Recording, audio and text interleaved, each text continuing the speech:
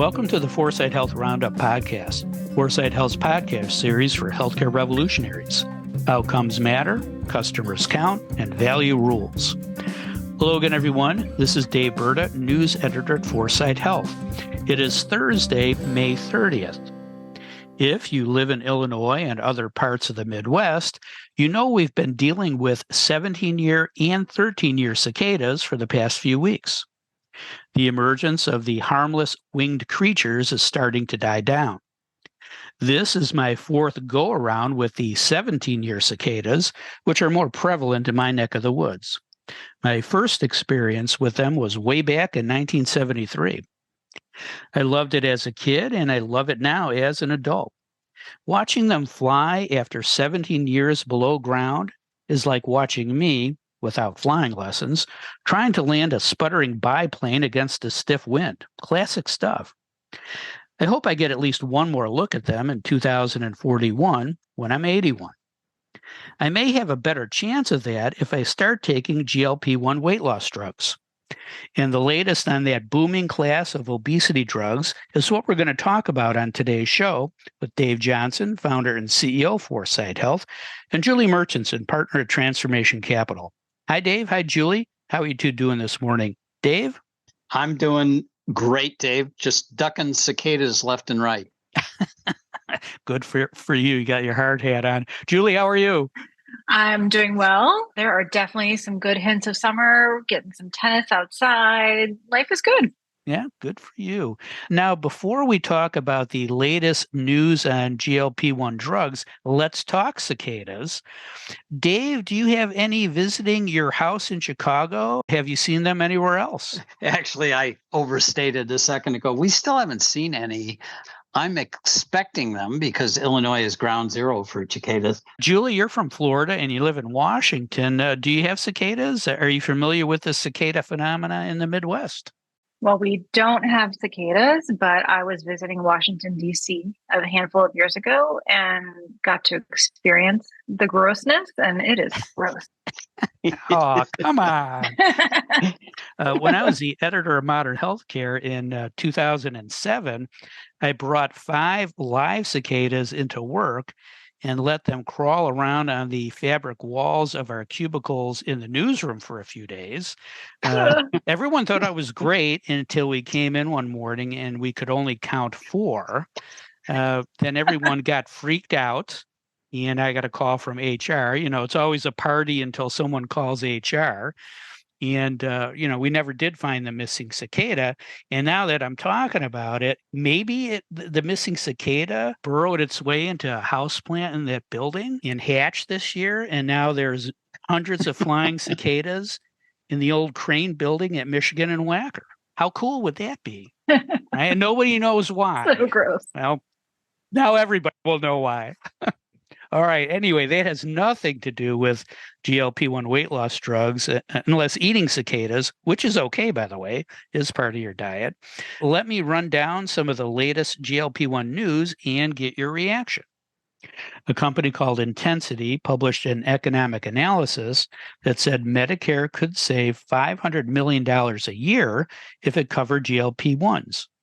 The cost of the drugs would be offset by savings from fewer obesity-related illnesses like high blood pressure. A survey of about 1,500 adults by the Kaiser Family Foundation found that 1 in 8 adults have taken a GLP-1. Of those who took it, 6 in 10 took it to treat a chronic medical condition like diabetes. 4 in 10 took it to lose weight. 6 in 10 said Medicare should cover GLP-1s as a weight loss treatment. A study reported on by the publication Specialty Pharmacy Continuum found that only about 1/3 of patients on GLP-1s took them consistently or according to directions. And Hims & Hers, the consumer health platform, said it's now selling injectable GLP-1s directly to consumers for as little as $199 per month.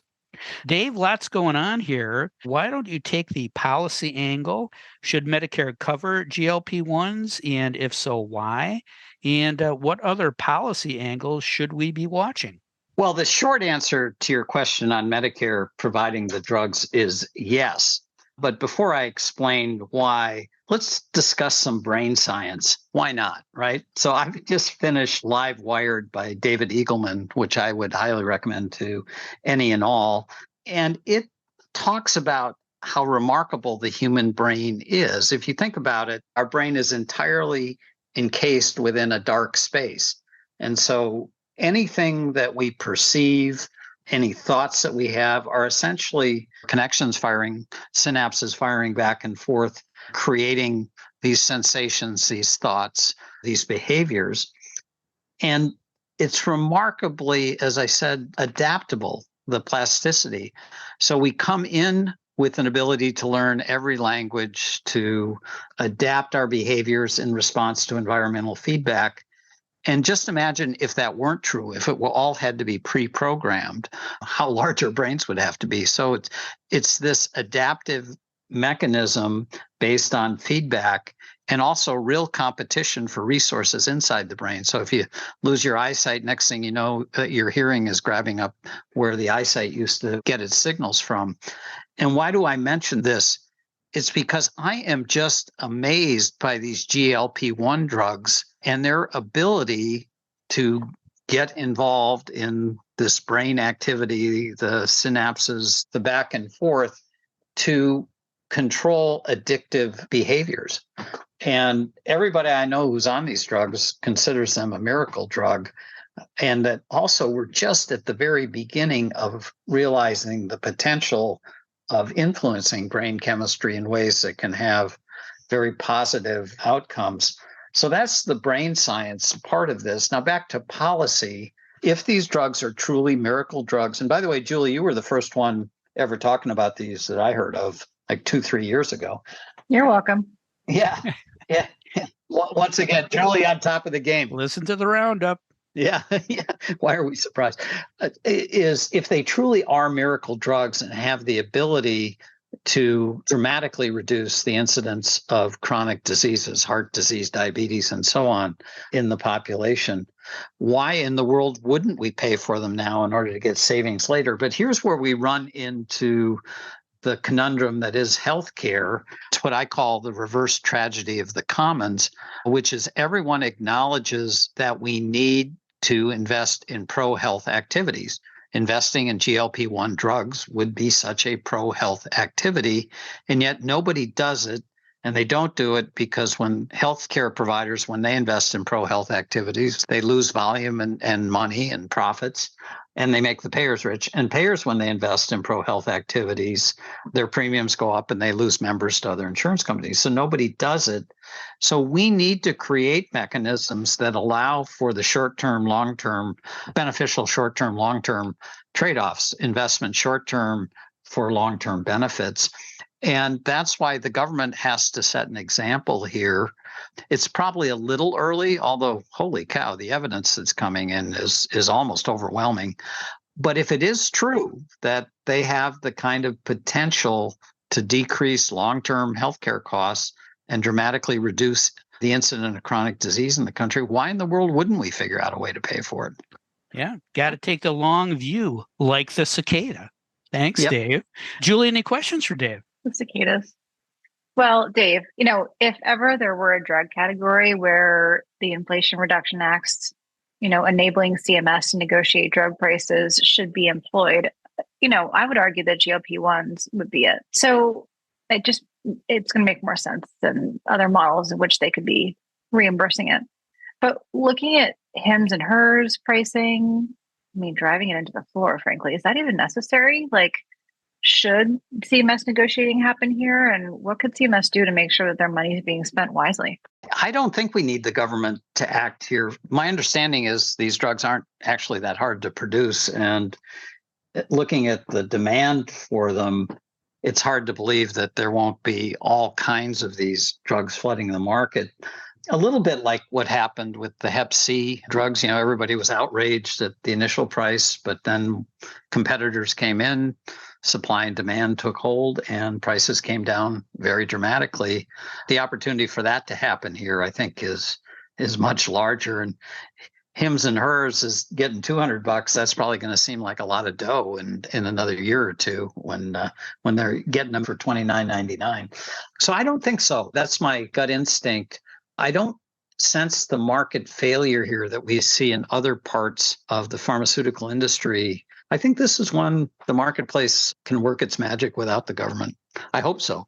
Yeah, and you do have the platforms now to make that possible, right? Thanks, Dave. Julie, you take the market innovation angle here. What's up with this direct-to-consumer move? How are GLP-1s affecting digital health companies? And, what's your prediction for 5 years from now? Well, there's no doubt that GLP-1 related weight loss, has led to massive consumer demand and frankly an avalanche of startups that are all over the space, and many of which frankly have pretty limited clinical expertise, which I think is kind of the scary part about the innovative landscape today. And, the demand has led to, Dave talked about some of these drug supply chain challenges, massively inappropriate use, poor prescribing behaviors that probably set that up, and ballooning payer costs without, I would just say sufficient discernible ROI. I don't want to say that there hasn't been ROI. And, if we talk to payers, as we talk to payers around the country, it is definitely number one, if not top three of every payer's list, how they're going to deal with this. So it is top of mind still. And it's been a while now, but you might remember that company Calibrate was one of the first direct-to-consumer GLP-1 telehealth providers that became literally an overnight darling. Redesign Health launched them, and they were a massive success for about a day until they couldn't fulfill orders. So, their model turned upside down, and many like it, given their limited differentiation. It's been hard to make companies like Calibrate work. But I spent, a while talking to Sean Duffy a few weeks ago, and Sean's been building Omada, which is a chronic condition management company, for a long time. He's like an OG guy, OG innovator, I should say. And these are not his words, but certainly my takeaway was that, he's been making the market for consumer behavior management with trying to figure out how else to get someone else to pay for it for a long time. But with GLP-1s, he's seen consumerism literally wake up overnight. Interestingly, solutions like Omada have become a necessary control lever for the runaway reimbursement concerns that health plans and others are talking about. And solutions like his and others have instantly developed a larger market because employers and plans are now using them to try to figure out how to get the ROI back on the GLP-1s. So it's shifting the market pretty quickly. And, we're seeing a number of service models beyond the Omadas of the world as well. For example, we're seeing MSOs for bariatric interventions stand up, like companies like Allant. Medical groups form around obesity management, which is not a new concept, but there are new entrants that are making a splash, like Form Health and others. There was a big article a couple weeks ago on one of the dietitian as an intervention models that would imply that, those models are not working either. I believe that was Nourish or one of those. So, there's a lot of experimentation happening, a lot of combining the drugs with behavior change, a lot of physician management, a lot of non-clinical management, and just access points. And there's just a frenzy, frankly, with all of them because consumers are doing what they need to get to the drugs. Right. You can't make the easy button too easy, right? I think you've used that expression before. Thanks, Julie. Dave, any questions for Julie? I really want to kind of pick up on your conversation with Sean Duffy because I'm wondering if this consumer demand for the drug, which is insane, never really seen anything like it, far greater than the demand for fen-phen. Remember that when that was out of control? Oh, yeah. Can such enormous demand fundamentally reshape supply-demand dynamics, which Sean seems to be suggesting within the pharma space? And I just don't think big pharma is going to be able to get away with price gouging on such a visible, in-demand, perhaps commodifying drug. Talk about a customer revolution. Is there something there? You've heard me talk about my overly simplistic view on what's going to actually drive health for the masses in this country. And for years, we focused on the inside out revolution or evolution or incrementalization of systems and plans, techifying and figuring out how to better manage and, all become friends and still make money. Then there's what I would call outside in version 1, which is consumers all of a sudden wake up and don't eat the brownie or have some sort of way of thinking about what they were born with and what that means they can do with their diet or their nutrition or their exercise. And the third is kind of the outside in that's created, right?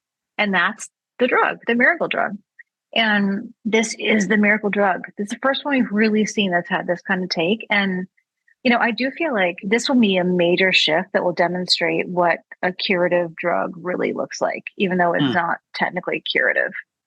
And folks like Amada will have a different business model and enter, the landscape in a different way because they've become necessary for a very long time. And they also become a triage. They become almost like a digital front door concept, if you think about it that way, where they take a bunch of members and consumers and figure out what does that member consumer really need based on how they present. So it will absolutely shift downstream, hospital and other intervention costs, as we've talked about for a long time. But I just even think the innovative markets will, shift in terms of how they can help address these issues. Well, it's just such an American solution, right? Yeah. we rather than do the hard stuff. Oh my God, we really have come up with a drug that makes us all healthier. It's amazing to me. Yeah, it made me think of the reaction to the HPV vaccine, right? The only vaccine that prevents a deadly cancer, yet we're struggling to get kids vaccinated, right? I mean, that's an interesting compare and contrast situation right there, right? I mean, real commentary on society. Now let's talk about other big news that happened this past week. It wasn't all bad, was it? Julie, what else happened that we should know about? Well, just a little throwback Thursday, as they say, to COVID-19, which is always fun for all of us to remember. But there was a company that formed called Q Health, CUE, that is now shutting down. But it was a COVID-19 testing company that made so much money during COVID. And its vision for what it could do was really quite impressive and substantial. And, in the end of the day, didn't really work, whether it was COVID revenues falling off or whatever it was. But thought that was interesting. Yeah. Sign of the times. Interesting. Dave, what other news is worth mentioning? I got some, really rewarding news this last week. I won the National Silver ASBE Award for Excellence in Business Journalism for my regular columns in HFM magazine. Way to go. Yeah, well, thank you. The recognition is nice, but more importantly, I think the award and the interest in our content, all of our content, speaks to the intense interest in market-driven healthcare reform out there in the public. There's a real hunger to learn more and drive purposeful change. I mean, it makes it a really exciting moment in the history of the industry. No, that's great. Congratulations. And yeah, I definitely think we're on the right track, right? If you wanted to know about GLP-1 drugs, you should have started listening to the podcast 3 years ago, right? That's right. Listening to Julie 3 years ago. Yeah. Julie, what are you talking about? Remember, I tripped over GLP-1 drug, the term GLP-1. We're like, what is she talking about? We knew it by the brand names, right? We didn't know it by the category. So thank you. Stick with me, kid. Yep. Appreciate the education. I'll trade you a cicada story for a GLP-1 story anytime. I'll take those any day of the week. Okay. Thanks, Julie. Thanks, Dave. That is all the time we have for today. If you'd like to learn more about the topics we discussed on today's show, please visit our website at foresightshealth.com. You also can subscribe to the Roundup on Spotify, Apple Podcast, YouTube, or wherever you listen to your favorite podcasts. Don't miss another segment of the best 20 minutes in healthcare. Thanks for listening. I'm Dave Burda for Foresight Health.